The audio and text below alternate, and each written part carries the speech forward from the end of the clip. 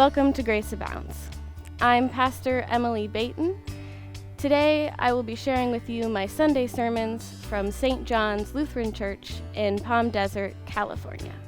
Thank you for joining us, and may you find grace, peace, and comfort in the message today.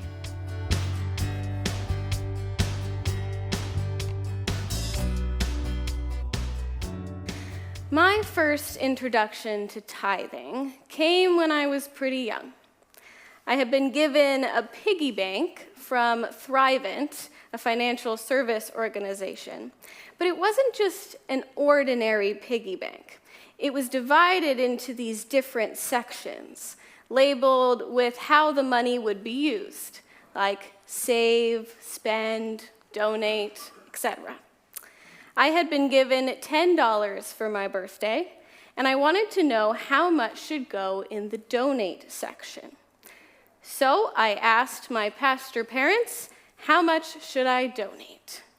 And in true pastor fashion, they suggested a tithe and proceeded to explain to me the biblical history of tithing, which I will now grace all of you with. A tithe, meaning 10, represents 10% of the annual yield, as many of the early Jewish people made their living in agriculture. It was considered 10% of the harvest for the year. There were provisions, of course, for monetary tithe as well. This 10% was to go to the temple and the Levites who oversaw the temple, as they were the one tribe of Israel that didn't receive an allotment of land. As indicated in Deuteronomy, access to the tithe was also granted to the alien, widow, and orphan. In other words, those who also do not receive an allotment or inheritance. And all of this was done in the honor of the Lord as the ultimate source of the yield. Okay, maybe a little more than my parents explained, but not by much. The gist that I remember was give 10% of what you have to those in need, because what you have is not yours, but comes from God. And with a little help doing the math, I proudly put $1 in the donate slot. I really was a cheerful giver. Now, I don't think I fully understood why I felt good giving away that $1. I simply knew that making others happy made me happy. Little did I know, I was practicing a spiritual discipline, giving out of my abundance. Abundance can be monetary, but we can also give out of an abundance of time, passion, skills, the list goes on.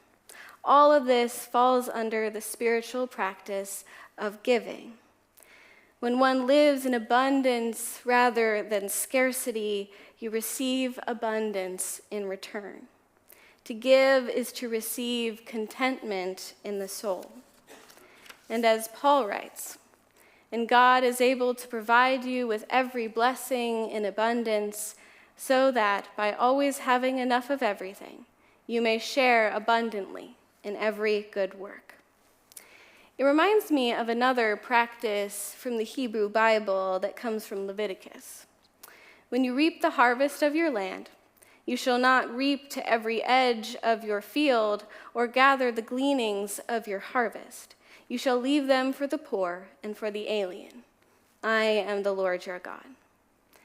This is another reminder to give your abundance to those without allotment, rather than holding on to all that you have been granted in fear and in scarcity. We are called to live in thanksgiving of abundance and give from it. Ha-maser is tithe in Hebrew, its root word being asar, to be rich or to enrich someone else. And this is the bridge from tithing to almsgiving, as we hear in our gospel. These words are often used interchangeably, and they are definitely related. But tithe refers to the designated and consistent giving to temple or church, and almsgiving refers to benevolent giving to those in need. When Jesus discusses almsgiving, it is over and above tithing. You'll also notice that Jesus is not discussing whether or not you should give. He simply states when you give. Because giving, offering what we have been given in abundance to others, is foundational to discipleship. It is also foundational to community, so that we can lean on each other in times of scarcity and abundance.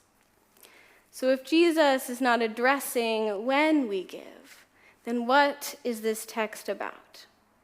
I'll let you in on the secret. Jesus is focusing on why we give. He warns us not to be like the hypocrites who wear their righteousness and piety like fine robes. Hypocrites, like actors putting on a show. They've received their reward. But it does not come from God. It comes from the admiration of others. They are not looking for to be spiritually fulfilled or strengthen their relationship with God or even help those in need. The hypocrites are looking to receive praise and boost their ego. They may talk the talk, but they do not walk the walk of discipleship.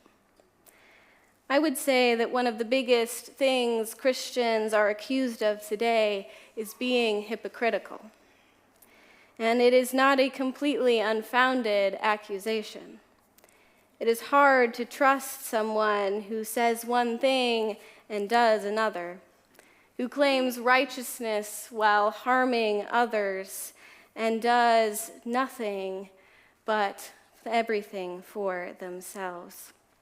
And nothing does quite the harm like money. After all, money is the root of all evil, isn't it? But it seems a little too easy to have money take the fall. As Luther wrote about the subject, "For they are not evil, even though they have been subjected to vanity and evil. If God has given you wealth, give thanks to God, and see that you make right use of it." The problem is not money, but its use. The greedy misuse God's gifts by striving to acquire it, and the self-righteous by trying to renounce it.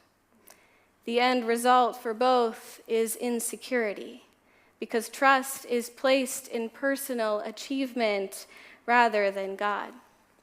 Meanwhile, the neighbor is left neglected. When the root of our giving is self-focused, whether because of ego, fear, or guilt, it is given out of scarcity, not abundance. And not only are we left unfulfilled, we lose sight of the reason we are able to give in the first place, the gifts given to us by God through grace. Why was tithing set up and almsgiving a central practice? To acknowledge the blessing that comes from the Lord and to care for those in need. Because there are so many in this world without allotment or inheritance. We are granted abundance, but it is not ours.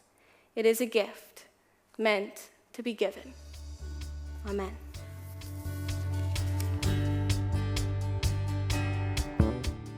Thank you for listening. Each week's episode is edited by Nick Cox with music by St. John's Worship Band. This week's sermon is by me, Pastor Emily Baton. Make sure to subscribe, and if you would like to know more about St. John's mission to know Christ and make Christ known, please visit our website at stjohnslutheran.church. May God be with you this day.